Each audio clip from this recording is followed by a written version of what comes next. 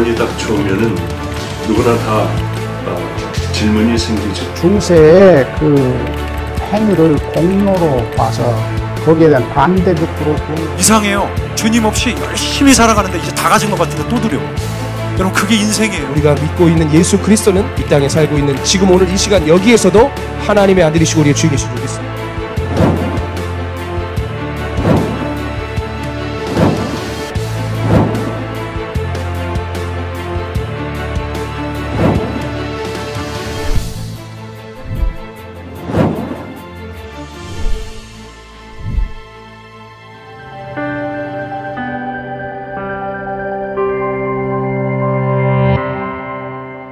현대교회가 안고 있는 참 큰 고민거리가 하나 있습니다. 그것은 구원 인플레 현상입니다. 구원 인플레이션 현상이에요. 인플레가 뭔지 아시잖아요? 돈을 많이 찍어내면 나중엔 돈 가치가 없어져 인플레가 되잖아요. 교회에서 말이죠, 구원을 너무 손쉽게 이야기하는 거예요. 당신 예수 믿습니까? 믿습니다. 당신 구원받았군요. 너무너무 쉽게 이야기하는 거예요. 입으로는 예수 믿는다고 하지만 실제 그 내면에 진정한 변화가 있는 사람인가를 체크를 하지 않아요. 정말로 과거의 죄를 다 주님 앞에 회개하고 새 삶을 시작했는지에 대한 증거를 정확하게 점검하지를 않아요. 그저 입으로 예수 믿는다 하고 교회만 열심히 다니면 다 잘 믿는 사람인 줄 알고, 당신 구원에 확신이 없으면 당신은 믿음이 그만큼 잘못된 것입니다. 그러므로 구원의 확신을 가지십시오 하고 억지로 구원의 확신까지 강요하는 이상한 상황이 되어버렸어요. 기독교의 구원, 기독교의 은혜를 너무 쉽게 받는 것으로 착각하기 때문에 자기가 신앙이 좋고 반드시 구원받는다고 믿고 있는 사람들이 점점 많아지는데, 그 가운데는 착각에 빠진 사람들이 한두 명이 아니라 그 말이에요. 구원을 우리가 받아들이는 데 있어서 아까 교수님 말씀하신 것처럼 하나님의 주권이라고 하는 부분하고 우리의 책임 이런 부분을 어떻게 그러면 설명할 수 있겠습니까? 구원이라고 하는 문맥 안에서. 논리적으로는 사실 어긋나 보이기도 하죠. 적어도 우리가 생각하는 방식으로는. 근데 이제 성경이 그 두 가지를 다 강조한다고 말을 할 수 있는데 상황 따라 달라지는 측면이 있죠.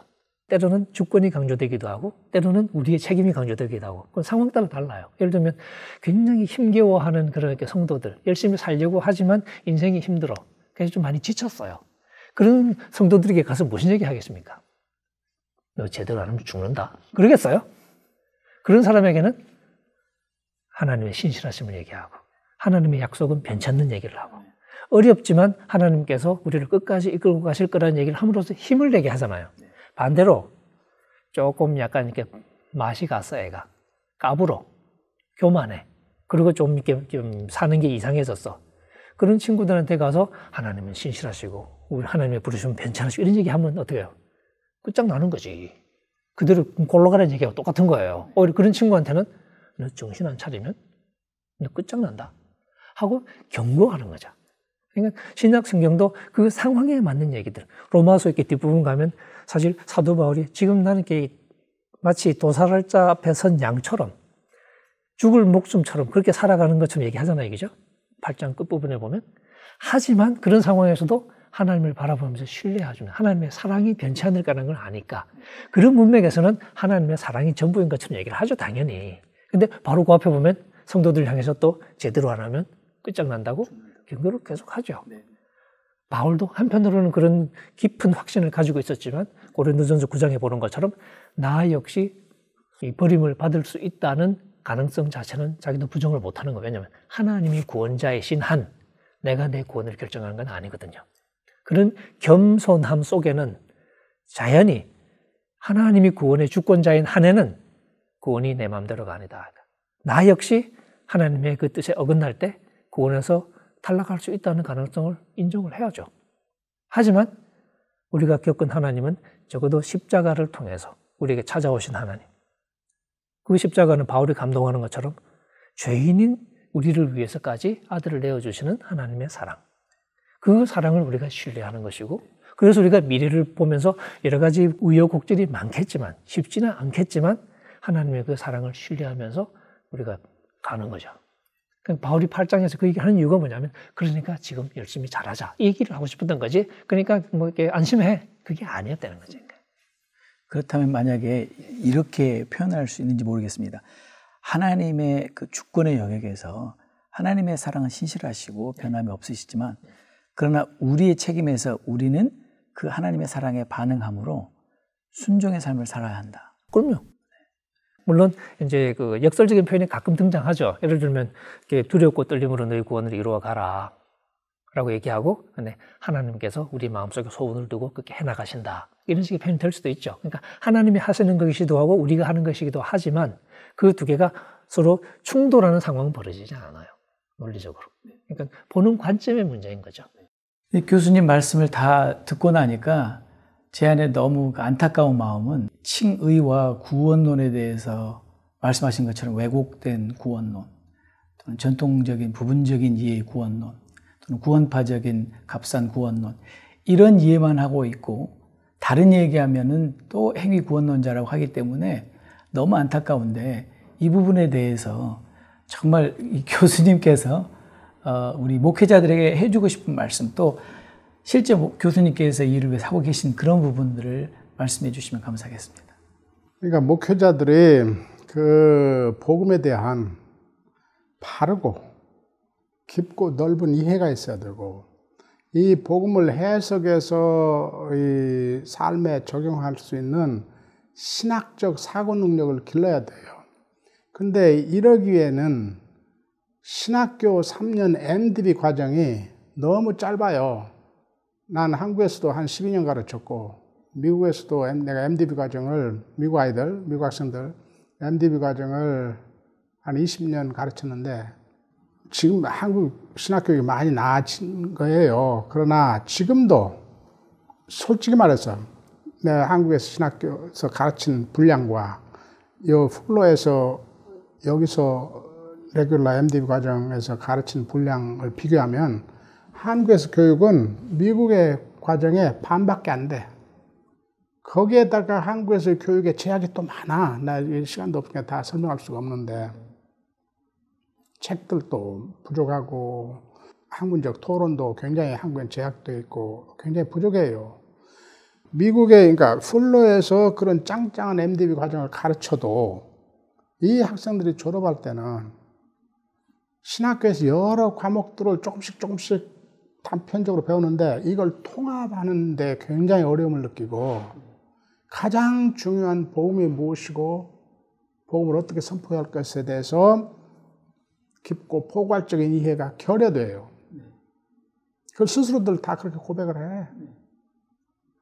모든 목회의 근본은, 무슨 형태의 목회를 하든 결국 근본은 복음이 무엇인가를 확실히 알고 그 복음을 포괄적으로 해석하는 능력, 그 삶에 적용할 수 있는 능력을 기르는 신학적 사고 능력을 기르는 거다. 목사님들이 열심히 공부해서 복음을 바르고 깊고 넓게 선포해야 부분적 복음을 선포함으로 복음 전체가 왜곡되는 일이 없고, 이 우리 영성이 왜곡되는 일이 없고, 그래서 오늘 한국의 교회의 현실 같은 것을 극복할 수 있고, 교회 갱신이 일어나고, 교회 갱신이 일어나면요, 그 무슨 기법 몇 개 가르치는 게 아니에요.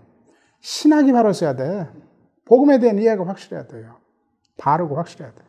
그 기본이 없으면은 무슨 목사들 모여서 우리 바르게 삽시다, 서로 다짐하고 갱신하고 그런 것도 다 도움이 되죠. 그러나 그것의 기본이 먼저 이루어져야지. 그 양떼를 오도해서는 안 되지. 복음의 생명의 길로 인도를 해야죠. 그게 목자죠. 그게 선한 목자지. 그러니까 책임감을 가지고 목회를 두렵고 떨림으로 해야지. 이 한국 교회의 칭의와 이제 구원론의 문제를 해결하기 위해서는 성경 전체에, 로마서도 로마서 전체에, 그리고 갈라디아서 갈라디아 전체뿐만 아니라 데살로니가 전서와 빌립보서와 혹은 고린도 전후서 전체의 가르침을 충분하게 생각하면서 왜 이 성경에서, 이 교회에서 이 부분을 이야기하고 있는지를 충분하게 생각해야 된다고 생각합니다. 뿐만 아니라 한국 교회가 이 구원론을 이해할 때에 바울의 어떤 특정한 서신뿐만 아니라 야고보서의 가르침도 주목해야 되고, 특별히 복음서, 마태복음서의 가르침도 주목해야 됩니다. 분명하게 마태복음서에서 예수님은 산상설교에서 너희 의가 바리새인과 서기관보다 낫지 않냐면 결단코 하나님의 나라에 천국에 들어갈 수 없다고 분명히 이야기하고 있고, 주여 주여 하는 자마다 다 천국에 들어갈 것이 아니요 오직 하나님의 뜻대로 행하는 자라야 들어가야 된다. 나무는 열매를 통해서 보아야 된다. 그런 교훈뿐만 아니라 소위 열처녀 비유라든지 달란트 비유라든지 양과 염소의 비유에 있어서 순종, 제하도, 행위가 없는 자들은 분명하게 천국에 들어가지 못했거든요. 그런 가르침과 같이 생각해야지 마치 바울의 특정한 어떤 부분에 오직 믿음으로 오직 은혜로 어렵게 되고 구원받는 그 부분만을 너무 절대화시켜서 다른 성경을 보지 못하고 복음서의 예수님의 교훈을 보지 못하고, 그래서 편협된 이 구원론을 가지고 있는 이 문제가 해결되고 성경 전체의 가르침을 폭넓게 보고 폭넓게 가르치고 또 설교될 때에 한국 교회의 잘못된 이 칭의 구원론 문제가 조금씩 개선되지 않을까, 저는 그렇게 보고 있습니다. 그는 이제 교수님께서 신학자 입장으로 이렇게 말씀하시는 거고, 이제 저는 목회자 입장으로서 목회자들이 또 해야 될 몫이 있지 않습니까? 왜냐하면 신학교를 다 졸업했으니까. 그리고 목회 현장에서 사실 열심히 연구하고 하시는 분들도 계시지만 또 그렇지 못하는 분들도 많이 계시는데, 목회자들의 입장에서 그러면 어떤 그 해결책을 제시하실 수 있어요? 일단은 바울이 말한 그 복음의 능력, 소위 그 구원의 능력으로서의 복음에 대한 이해가 선명해야 되겠죠. 복음에 대한 자신감이죠. 그러니까 신학적인 이해 이런 문제를 떠나서 실제로 이 복음이 믿는 자를 구원에 이르게 하시는, 우리를 새롭게 하시는.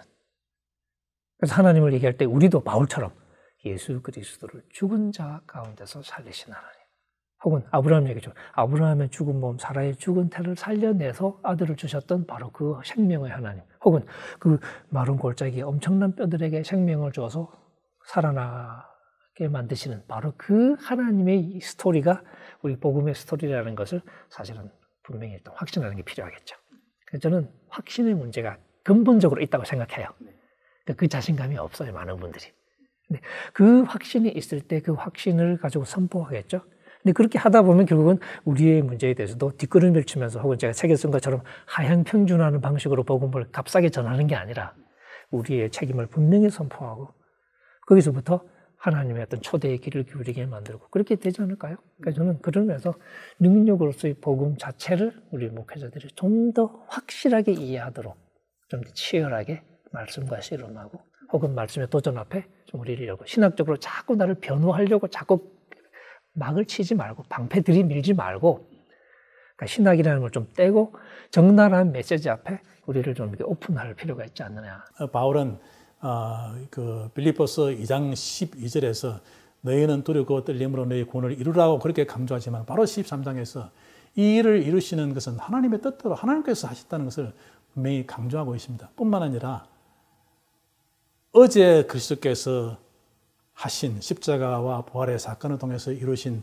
그 예수님 그리스도나, 혹은 오늘 성령을 통해서 우리 안에서 우리의 구원을, 우리의 의를 현재 시절을 통해서 이루어 가시는 그리스도나, 혹은 장차 재림에서 우리의 최종적인 의와 구원을 완성하실 그리스도, 그분은 히브리서 저자의 말처럼 그리스도는 어제나 오늘이나 내일 동일하신 분입니다.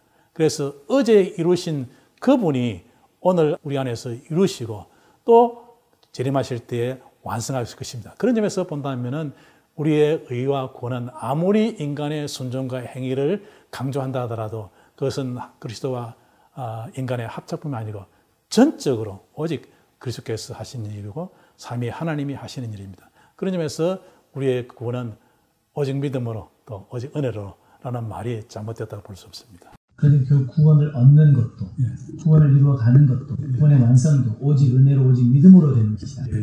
우리의 행함조차도, 우리의 순종함조차도 은혜로 믿음으로 되는 것이다. 그렇게 분명히 한데, 그런데 이제 그러한 주장이 성령께서 우리 안에서 우리의 책임을 요구하는 윤리적인 문제, 순종을 배제하는 것은 아니라는 겁니다. 왜냐하면 성령께서 우리 안에서 이루어 가시고 이루어 가실 일을 위해서 너희는 성령을 쫓아라. 성령을 따라라 라고 말을 하고 있고, 성령을 쫓고 따라야 될 것은 역시 또 우리의 책임에 있기 때문입니다. 한국교회가 믿음과 행함이 일치하는 온전한 복음을 다시 회복하면 온갖 더러운 죄로부터, 그 죄에서 나는 악취로부터 이 사회를 치료할 수 있다고 믿습니다.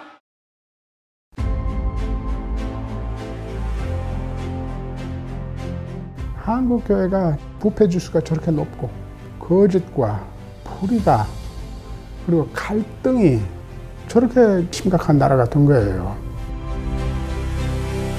칭의의 복음 자체가 잘못 이어져서 그래요. 심각한 신학적인 문제와 심각한 목회적 문제, 영성의 문제, 삶의 문제. 대안이 칭의론을 올바로 이해하는 거예요. 그러니까 칭의의 복음을 올바로 이해하는 거예요. 바울이 그러니까 믿음이라고 말할 때 그것은 행위가 없이 믿음으로라는 의미가 아니었다는 거죠. 바울이 근본적으로 전제하고 있는 게 바로 구약에서도 그렇고 뭐 중간기 유대교도 마찬가지지만 신약 전체적으로 하나님은 우리의 행위를 요구하신다는 거죠. 우리는 순종해야 된다는 거죠.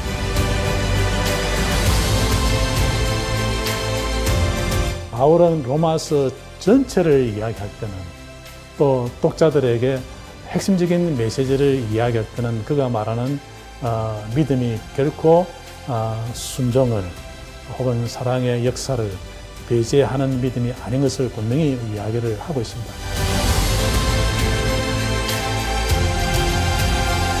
When God saves a person, it makes a difference in your life.